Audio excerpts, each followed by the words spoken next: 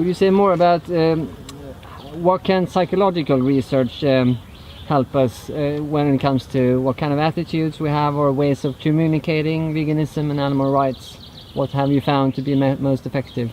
Sure, so for example, there's this thing called social messaging, which is just indicating to people that other people are making the changes you want them to make. And we're very social animals, you know, we evolved that way. Other creatures, other species are social as well, and we really feel peer pressure very strongly. So if you can tell people that there's a big movement behind helping animals, which there is, you can talk about the figures of how many more plant-based alternatives there are than there used to be. You can talk about how many people are adopting vegan and vegetarian diets.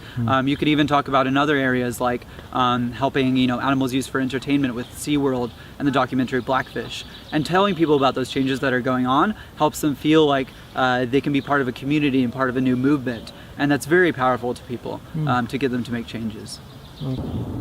Today we find there is so much suffering of animals and also humans.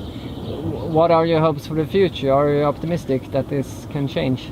Yeah, I'm optimistic that the future can change, because in so many social movements of the past, we've seen people be very pessimistic and have a lot of status quo bias. They don't think anything will ever happen that's not something that they can imagine in their immediate circumstances. So they don't foresee that you know, gay people might one day have the right to marry. They don't foresee that one day all humans will be considered equal. Everyone will be able to vote, for example. But that has time and time again proven people wrong.